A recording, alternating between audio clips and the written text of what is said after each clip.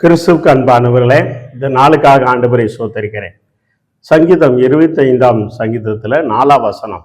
அங்கே தாவீது சொல்லுகிறார், கேட்கிறார் தேவ சமூகத்தில், ஆண்டவரே உம்முடைய வழிகளை எனக்கு காண்பியும் என்று சொல்கிறார்.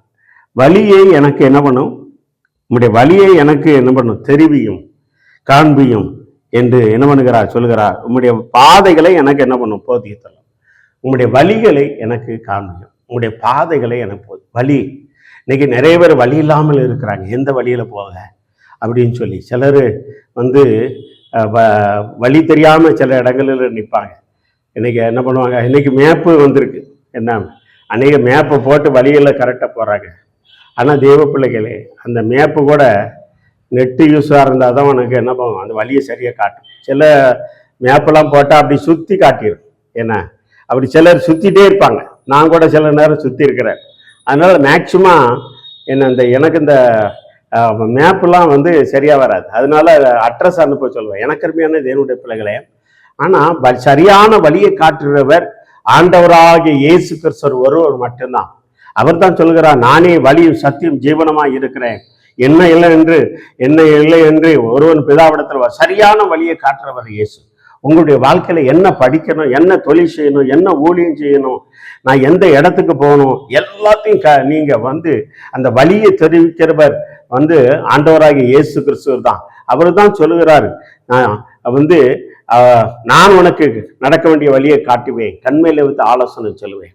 அங்கே தாவீது சொல்கிறார், ஆண்டவரே உம்முடைய வழியை எனக்கு காண்பியும், உம்முடைய பாதையை எனக்கு போதும். எந்த பாதையில போகணும், என்ன வழி இருந்தாதான் பாதை என்ன பண்ண முடியும்? போக முடியும். தேவப்பிள்ளை, அப்பா எந்த வழியில போக முடியும்? எந்த நீரு தான்ப்பா காண்பி, சரியான பாதையில எனக்கு போதியும்.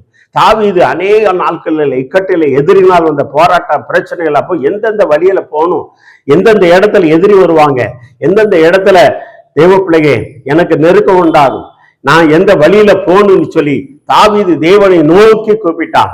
எனக்கு அருமையான தேவனுடைய பிள்ளைகளே, நீங்க வழி இல்லாமல் இருக்கிறீர்களா? இப்ப அநேகர் 12th முடிச்சிருப்பாங்க, என்ன படிக்கணுங்கிற ஒரு வழி இல்லாமல் இருப்பாங்க. தேவ பிள்ளைங்க, நீ தேவ சமூகத்துல தேவனை நோக்கி ஆண்டவரே எனக்கு ஒரு வழியை காத்துறலாம், நான் என்ன படிக்கணும், எந்த பாதையில போகணும், என்ன சப்ஜெக்ட் எடுக்கணும், எந்த காலேஜில் நான் போய் படிக்கணும்னு சொல்லி தேவ சமுத்திர வழியை நீ கேட்கும் போது தேவன் உனக்கு வழி வாசலை திறப்பா. தேவ பிள்ளைகளை, நீனாக ஒரு காரியத்தை ஒரு வழியை திறந்து எடுத்துக்கூடாது. தேவனுடைய வழிதான் அவர் நிச்சயம் வழியை கொண்டு போகும். தேவனுடைய வழிதான் சரியான வழியை கொண்டு போகும். தேவனுடைய பிள்ளைகள், ஆண்டவர் அதான் சொல்லுகிறார், நான் தான் வழி, நான் தான் சத்தியம், நான் தான் ஜீவன் என்று சொல்லுகிறார். இந்த வார்த்தை கேட்டுக்கொண்டிருக்கிற சகோதரனை சகோதரி, வழி இல்லாமல் இருக்கிறாயா? என்ன செய்ய, என்ன தொழில் செய்ய என்று சொல்லி கலங்கி கொண்டு இருக்கிறாயா? தேவ சமூகத்தில் நீ ஒப்புக்கொண்டு, ஆண்டவரே எனக்கு ஒரு வழியை காட்டும், உங்களுடைய பாதைகளை எனக்கு தெரிவி என்று சொல்லி தாவீதை போல நீ கேட்க பொழுது நிச்சயமாக தேவன் இன்னைக்கு உனக்கு ஒரு வழியை திறக்கடா, அடைக்கப்பட்டிருக்க வழியை திறக்கிறா. தேவ பிள்ளைங்க, மகனை உனக்கு அடைக்கப்பட்ட வாசலை திறக்கிறா. தேவ பிள்ளைங்க, அவர் தான் வழியை காட்டுகிறார். தேவன் நித்திய வழியும் அல்ல, உலகத்துக்கு வழியும் அல்ல, தேவ எல்லாத்துக்கும் வழியை காட்டுகிறவர் அவர் தான். அவர் இல்லாமல் ஒண்ணு இல்லை. அதான் நானே வழி சத்தியம் ஜீவனமாய் இருக்கிறேன். தேவ பிள்ளைகளே, அவர் வழியில தான் எல்லாம் இருக்கிறது. அவர் காட்டுற வழிதான் நிச்சயமாக இருக்கும்.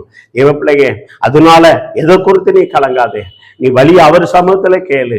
அதனாலதான் தேவ பிள்ளைகளே, அநேகர் சொல்லுகிறாங்க, தேவ பிள்ளைகளே, தேவன் எனக்கு வழியை காட்டினா, தேவன் இந்த வழியை போ என்று சொன்னா, அவர் காட்டுற வழி தேவ பிள்ளைகளே, அந்த வழி யாரும் அடைக்க முடியாது.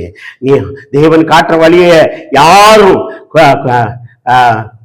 முறுக்க யாரும் வர முடியாது. தேவ பிள்ளைகளே, அவர் சரியான வழியை உனக்கு காட்ட வல்லவராய் இருக்கிறார். இன்னைக்கு ஏதோ கொடுத்து நான் என்ன செய்யணும்னு சொல்லி யோசனை பண்ணி கொண்டு இருக்கிறீங்களா?